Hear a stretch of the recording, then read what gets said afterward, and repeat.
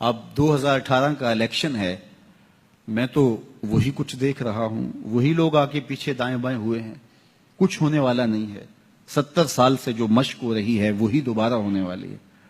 وہ ایک پچھلا وقت تھا تو ایک بدبخت شخص مسلط ہو گیا، تو جب لوگوں نے کہا کہ اس سے جان چھوٹے تو جان چھوٹ گئی، تو پھر اس سے بدترین شخص بیٹھ گیا۔ تو میرے پاس کچھ لوگ آئے کہ آپ کیا کہتے ہیں؟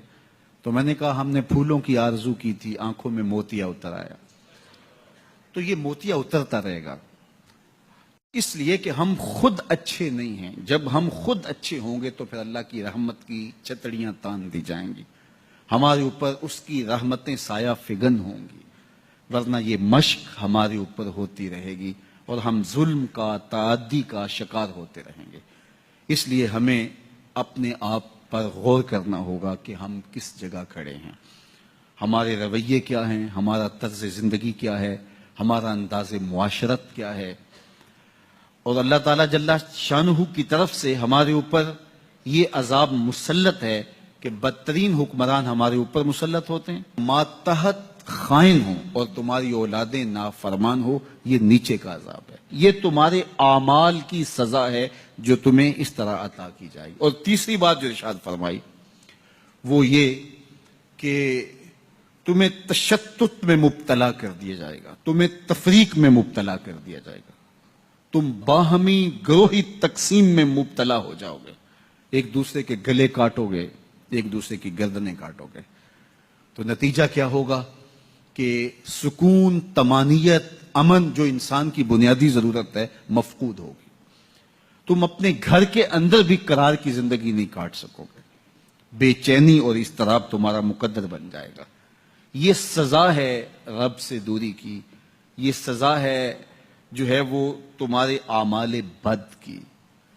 جب معاشروں میں، قوموں میں، گھروں میں، افراد میں، اداروں میں ظلم پنپتا ہے تو پھر قوم طمانینت اور سکون اور آرام اور راحت کی زندگی نہیں پا سکتی۔ آج میں اور آپ اپنے گھروں کے نظم کو دیکھ لیں، اگر ساس کا بس چلے تو وہ اپنی بہو کے ساتھ ظلم، زیادتی اور تعدی کرنے سے گریز نہیں کرتی، اور اگر بہو غالب آ جائے اور شوہر اس کے ہاتھ میں ہو تو وہ اس کے ہاتھوں سے ماں کا استحصال کرواتی ہے۔ اسی طرح آپ آگے پھیلتے چلے جائیے اور دیکھتے چلے جائیں کہ جس کے بس میں جو ہے وہ کرنے سے گریز نہیں کرتا، تو پھر اس کا نتیجہ کیا کہ نیچے سے لے کر اوپر تک ہم اس صورتحال میں جکڑے ہوئے ہیں۔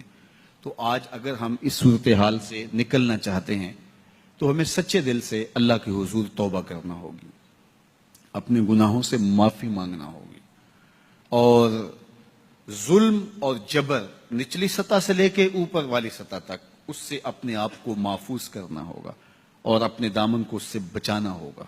جب اپنے دامن کو ظلم سے، جور سے، تعدی سے ہم محفوظ کر لیں گے تو پھر اللہ جل شانہ کی رحمتیں ہمارے اوپر نازل ہوں گی، اور وہ ہمیں وہاں سے دے گا جہاں ہمیں گمان بھی نہیں ہوگا۔